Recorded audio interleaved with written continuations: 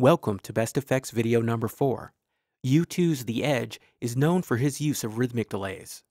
In the song Bad, he uses a strong dotted eighth note delay and a Stratocaster to create a dense yet clear layer of sound. For this preset, I'll be using Strymon's Timeline in BigSky. First, a quick run-through of the sound.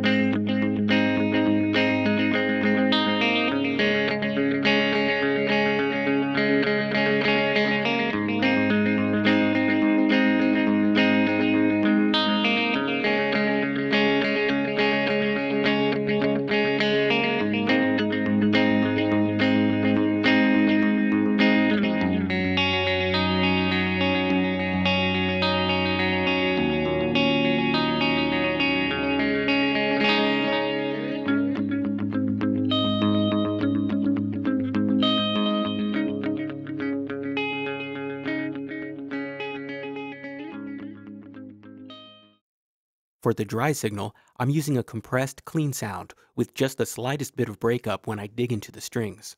Unlike The Edge, who uses a Stratocaster for the tone on this song, I'm using bridge and neck humbucking pickups together. This is because for most gigs, I don't have a Strat with me, and I've compensated by having an EQ setting that will help the humbucker sound a bit more single coil-like. This is what the part sounds like without any delay or reverb.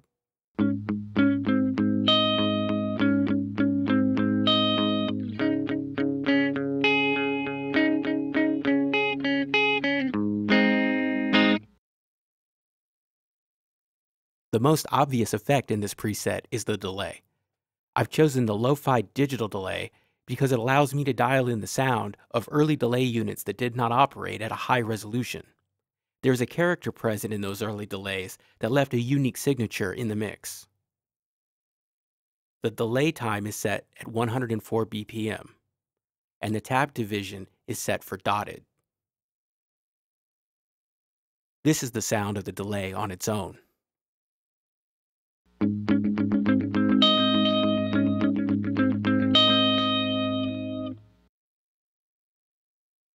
The sample parameter reduces the frequency range that the delay is able to reproduce. Early delay units didn't have the ability to reproduce a sound faithfully the way modern delays can. I've chosen to limit the delay to 19 kHz.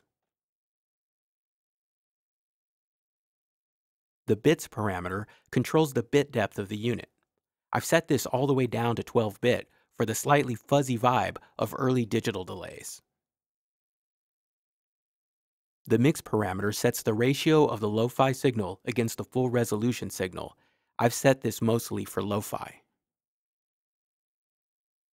The filter control is set for a flat, full bandwidth response. The grid control is set so that it will add a slight amount of distortion that intensifies as the input signal increases. The speed and depth control set the modulation. Having a bit of modulation increases the stereo spread in the delayed signal.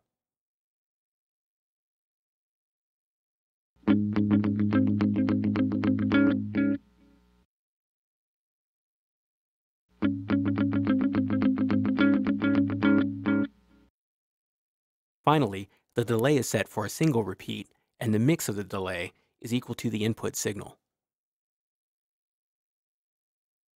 One technique that I like to use with these types of delay settings is to place a reverb effect only on the delay signal.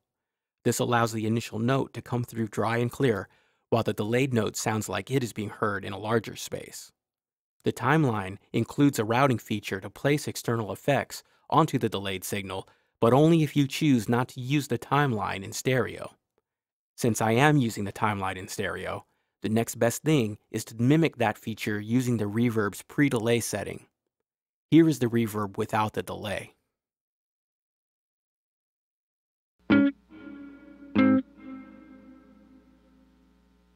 With the delay on, it sounds as though the reverb is responding to the delayed notes.